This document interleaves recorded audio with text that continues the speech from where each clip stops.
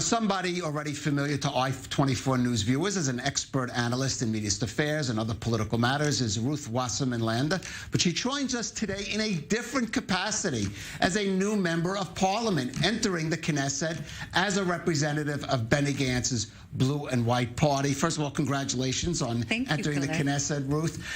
Now, you've joined Blue and White. Your party leader, Benny Gantz, has been locked into it seems quite a fierce dispute or debate with Prime Minister Netanyahu about how to exit the coronavirus lockdown. How do you respond to those, especially either by Prime Minister Netanyahu, backed by some health ministry officials, that say he's pushing to go too fast and risking the danger of a resurgence of coronavirus? Well, first of all, the coronavirus lockdown, I heard not everybody was taking care of all the regulations during the lockdown. So the variations of the actual mutations that have come about have made it much more difficult. And had we not been in a lockdown, let's try and imagine what the situation would have been like. Now, on the one hand, there are the business people that are really and truly suffering, the small and medium-sized businesses on the one hand, and the economy that's really under a lot of strain. And that's what Benny Gantz is trying to ease up, of course, gradually, and with regard within the framework of everything that is happening and those mutations and the difficulty, the inherent difficulty in the given situation with all of those people that are positive, all of those people that are not willing to come and vaccinate themselves, and so on. So there's a sort of a give and take. One needs to give a little bit of leeway to the economy, to the SMEs, the small and medium-sized businesses on the one hand, but on the other hand,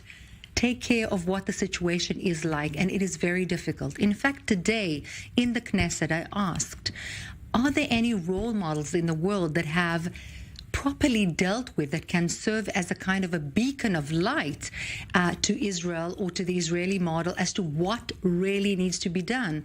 And the answer is no. We are all in the learning process. We are all trying to ease the economy on the one hand and yet bring health to the public on the other hand. And that's a big issue. So what he's trying to do is try and balance the two issues at once. Right. Another issue that he has brought up is, let's call it, unequal enforcement of these restrictions, saying that in some of the communities where actually the infection rate is quite higher, the restrictions are not being forced. And on the opposite end, in some of the communities where we see less rates, we see some all stricter of the enforcement. Of course, very true. In fact, what he's trying to do is gradually open up the economy, gradually bring the children back to the educational system, and the way in which to go about it, according to him, is to go about where is the infection rate higher. Where it's higher, open it up slowly, more slowly. Where it is lower, of course, the opening up rate, both of the businesses and the educational system, can be a little bit more quicker to ease the difficulty of the impossible lockdown, both for the economy and for people in general. And that seems to be relatively very legitimate and rational. Right. Ruth, I want to move to another issue which has become a campaign issue, particularly of Prime Minister Netanyahu, somewhat to the surprise of many, his focus on the Israeli Arab community and violence in the Israeli Arab community. He gave this press conference just last week outlining a plan for it. I mean, there is no denying the severity of the problem for the Israeli Arab community. But how is, I mean, what should the government be doing, or the next government, or any government that Blue and White is going to be part of, to really grapple with this issue? All the solutions are written in endless reports that have been researched again and again. They just need to be implemented and budgeted. The situation is completely and utterly out of hand. The rising violence and the killings and the illegal weapons that are on the Arab street are totally out of control. This cannot go on at all in any way, both for society at large in general, because violence and crime has no borders, and second of all, for the people on the Arab street within the Arab towns and villages, they feel unsafe. This needs to be taken care of. whether whoever it is taking advantage of this issue for this kind of campaign or not, that's a completely different issue. This issue needs to be addressed. If the politics will bring the addressing of the issue quicker or faster, that's fine with me. But it needs to be addressed and budgeted as quickly as possible. And it cannot only be taken care of by the police. Right. It has to involve religious leaders. It has to involve the mayors and the local leadership. It has to involve education and informal education. It has to involve economic building and engines of growth because of people not having any income, of course, moving towards crime, towards things that are less legitimate. And this has to be taken care of yesterday, not today. Well, how confident are you that it's going to be taken care of, and this is not just an issue that has risen in the campaign, specifically for political reasons, in order to perhaps attract some portion of the Israeli Arab vote? So because I don't feel that I'm a correct commentator on how legitimate the reasons behind this current campaign issue is for Mr. Netanyahu, I prefer to focus on the fact that I'm in the Knesset currently and a member of the committee dealing with mitigating violence and crime in the Arab street. Will do whatever I possibly can, including all of the issues that I've mentioned before, in order to make this happen. And the budgeting thereof is currently being done by different ministries within this government. Is it for political reasons? Perhaps. But as long as the problem is taken care of, I'm going to help as much as I can.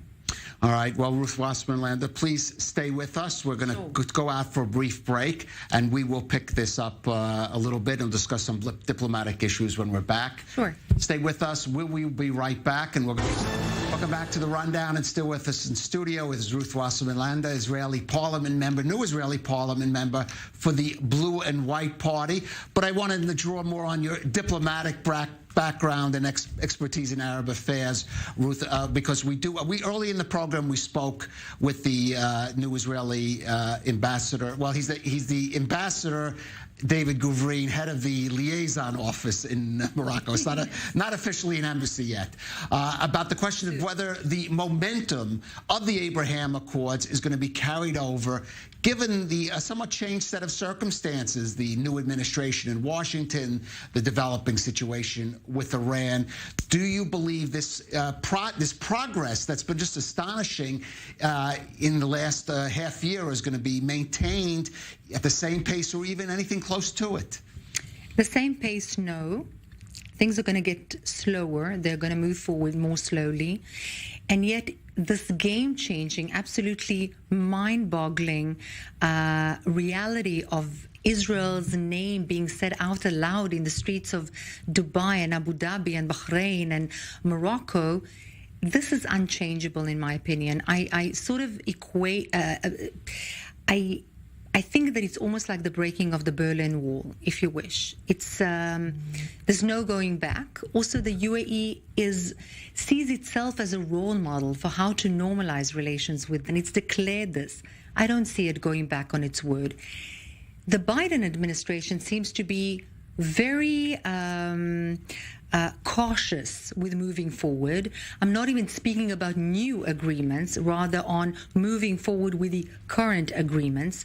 There has been some tension over its declaration of checking the F-35 deal, although this is a standard procedure.